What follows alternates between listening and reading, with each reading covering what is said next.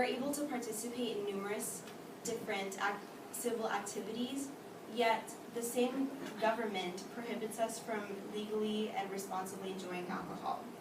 According to her article published in Time magazine on April 23, 2014, Dr. Camille Paglia comments on this issue, quoting, "It is absurd and unjust that young Americans can vote, marry, and enter contracts and serve in the military at age 18, yet cannot buy an alcoholic drink at a bar or restaurant." Along with this fact, Dr. Paglia also mentions that this law sets the U.S. apart from all other advanced Western nations by placing us in a small group of countries who are non-democratic, who also set their legal drinking age at 21. And some countries in this group include those of Sri Lanka, Pakistan, Indonesia, Qatar, Oman, and the United Arab Emirates. Now that we have discussed why the legal drinking age should be treated the same as other adult responsibilities once reached the age of 18, I will discuss how lowering the drinking age to 18 could help save lives by reducing the number of alcohol-related risks in minors. So those who support the 21st Amendment that states that 21 is the legal age for which the purchase and consumption of alcohol can be allowed do so because they believe that lowering the age of alcohol consumption would actually increase a higher number of minors to take part in underage drinking, and this they believe would lead to a greater number of high-risk activities that are alcohol-related. So according to an article on the pros and cons of drinking ages, last updated February 1st, 2016, the supporters of the 21st Amendment believe that lowering the minimal level drinking age from 21 to 18 will irresponsibly allow a greater segment of the population to drink in bars and nightclubs, which are not safe environments.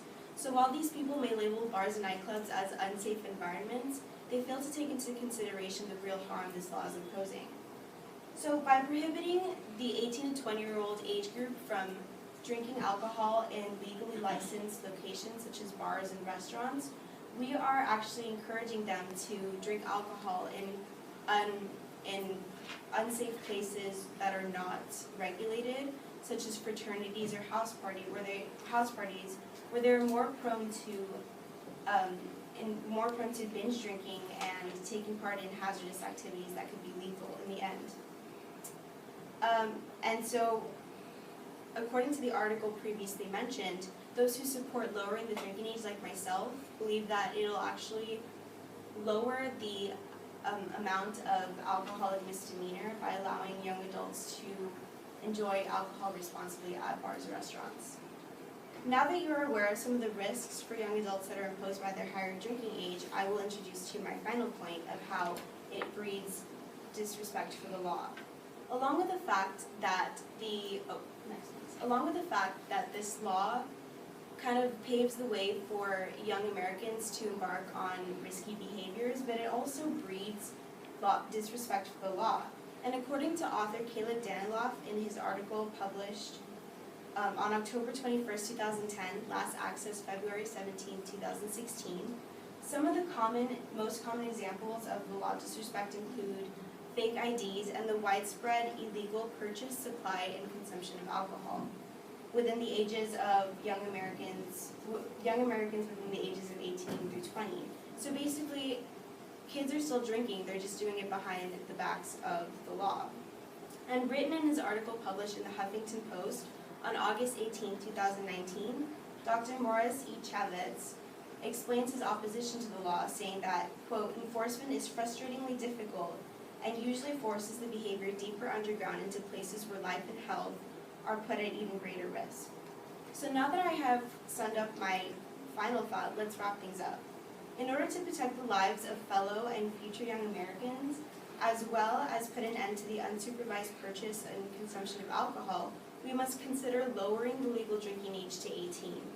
During my speech, I discussed how making the age for drinking the same as that of other civil duties such as voting, marrying, and joining the army could potentially reduce health-related risks in minors and the disrespect for the law.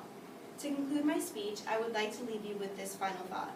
As young American adults, let us remind ourselves that our country would rather us lose or risk our lives before they grant us the right to enjoy alcohol responsibly and in places in the public eye. So we must stand together to fight against this unjust violation of our adult rights. Thank you.